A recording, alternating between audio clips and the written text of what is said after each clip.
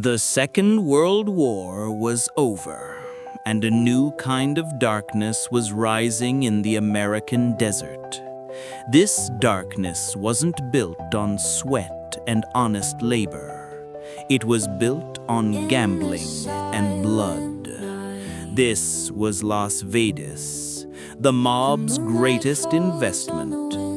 At the center of this hurricane of cash stood Ben the Fixer Costello, a boss known for his temper and his iron grip on the money. But the mob had made a mistake. They brought in a bookkeeper who wasn't just good with numbers. They brought in Lana Vance. She was the definition of cold elegance, an ice princess. The men saw a beautiful face. They didn't see the mind calculating their ruin. Lana wasn't seeking love, protection, or status. She was after one thing the men thought only they understood: absolute control. For years, the mob believed women were merely accessories, distractions, or temporary thrills.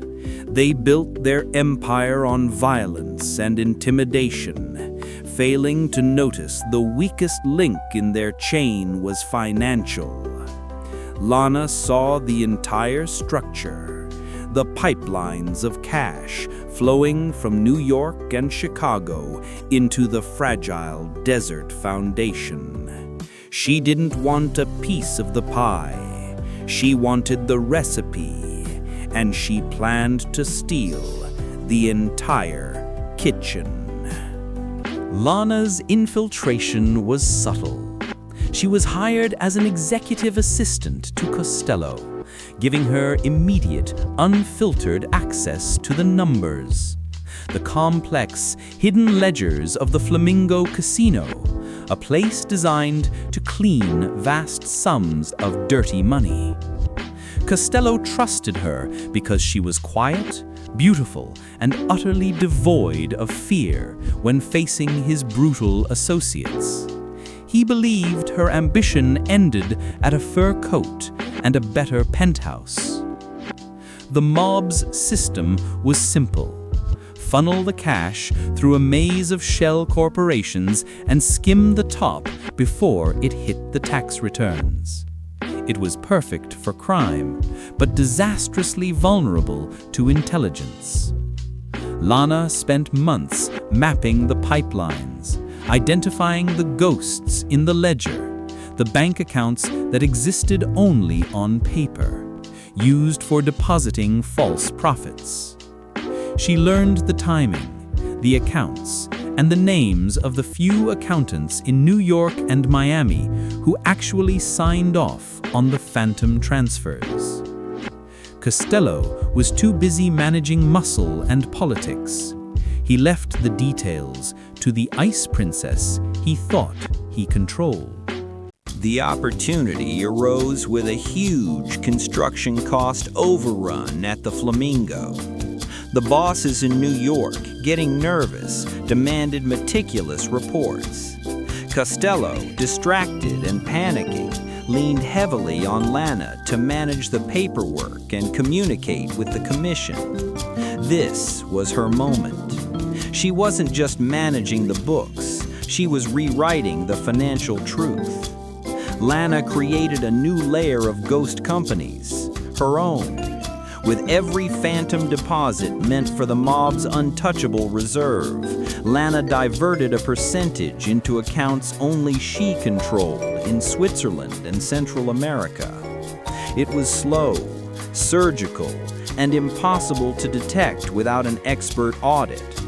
The men were blinded by the violence and the glamour of Vegas. They never looked at the spreadsheets she meticulously filed. They were watching the doors for rivals, while she was bleeding them dry through the back end of the bank vault. The total amount she was siphoning off was not enough to alarm the mob bosses, but enough to set her free forever. The initial diversion was small, manageable, almost testing the waters. But Lana's greed grew alongside her confidence.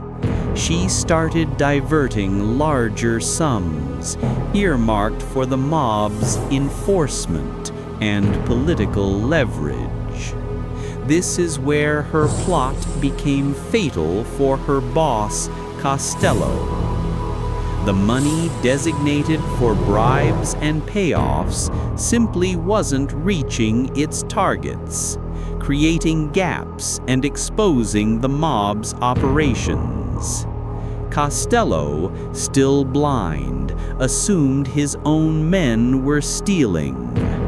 The paranoia within the mob began to skyrocket. He started brutally punishing his own lieutenants, creating a bloodbath in Chicago and Miami, all to cover for a theft he couldn't see. Lana observed the rising chaos she created with cold detachment. Her plan wasn't just about stealing money. It was about exposing the fatal flaw in the mob's leadership, their inability to trust anyone, and their deep misogynistic belief that a woman could not possess true financial acumen. Costello finally realized something was fundamentally wrong when a crucial payroll bribe failed to go through, resulting in the sudden arrest of a powerful senator he controlled. The mob's political shield had vanished. He called in his best accountant from New York, a meticulous old man named Sal, known only as the Pen. Sal worked for 72 hours straight in the suffocating heat of the Vegas office. He found the gaps, the phantom transfers, but the paper trail always ended abruptly, redirecting to legitimate-looking shell corporations. Sal presented his findings to Costello. The operation was losing hundreds of thousands, but the thief was internal and sophisticated. Costello's immediate rage was focused on his male partners, not Lana, the woman quietly offering him coffee and managing the schedules. Sal's next assignment was to trace the destination accounts. He needed one more day, one final piece of the ledger to connect the money to the Ice Princess. Lana knew she was out of time. She saw the look in Sal's eyes, the quiet, mathematical certainty of a man who had solved the puzzle. She needed to vanish, and she needed to ensure that someone else took the fall for the entire financial disaster. Lana made one final cold move. She anonymously leaked a damning set of financial reports to the New York Commission. Reports that directly implicated Ben Costello in major mismanagement and excessive losses. Losses that were actually her theft. The mob doesn't forgive failure, and they certainly don't forgive losses that threaten the entire operation. That same night, Costello received the call from New York. It wasn't a warning, it was a sentence. His mistake wasn't hiring a woman. His mistake was letting her see how the money worked. Before dawn, Costello was found in the Nevada desert. A clean execution.